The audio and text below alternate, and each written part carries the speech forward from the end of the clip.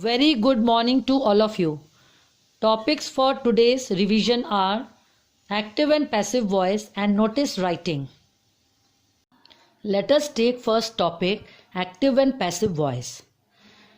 In active voice, subject does an action and object receives the action. In passive voice, the action is done on object by a subject.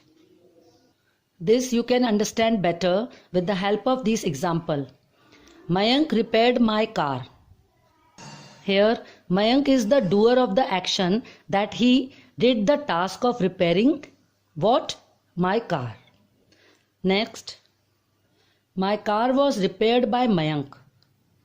Means action of repairing was done to car by Mayank. So what I mean that the sentences in active and passive voice, the meaning is not changed. Meaning remains the same. Only the pattern is changed. There are 5 steps to change from active voice to passive voice. First step is identify. You have to identify object. Which word in the sentence is object by asking question what and to whom. Second step is swap. Subject becomes object and object becomes subject. Number 3, convert. Verb is convert in third form of verb. This is very important rule that the verb in sentence is changed to third form of the verb. For example, write changes to written. Now the fourth step, before main verb, helping verb is used. And the last one, by preposition is used before subject. See one example, active voice, he writes a letter. So first step was identify. Here he is subject, letter is object. And writes is verb. Second is swap. Subject becomes object and object becomes subject. A letter was an object, it becomes subject, a letter. And subject was he, it becomes him, object. Now the main verb write is changed to written, that is third form of the verb.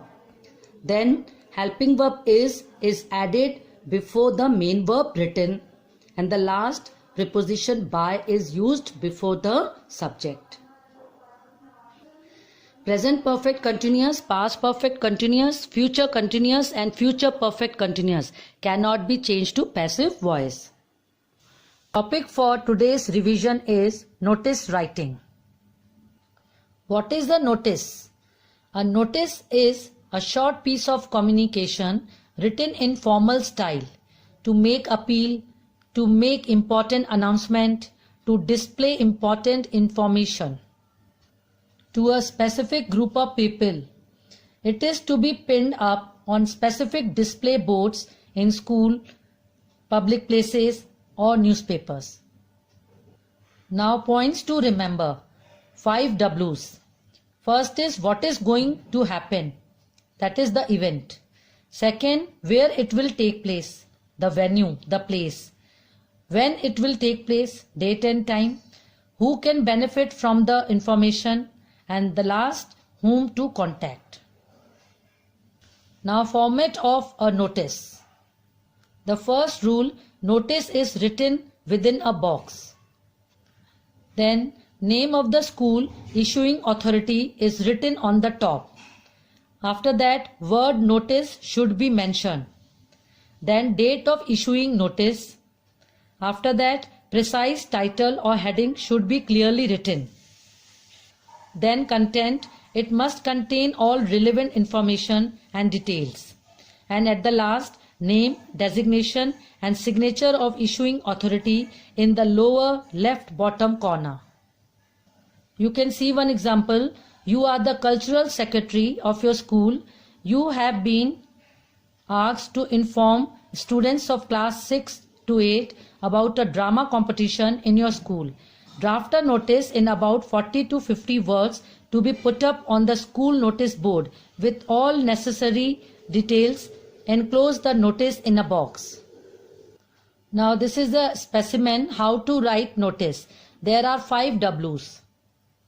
First is what is going to happen. Drama competition. Where? In school auditorium. Then when? That is on 28th August. Who can benefit from the information? Students from class 6 to 8.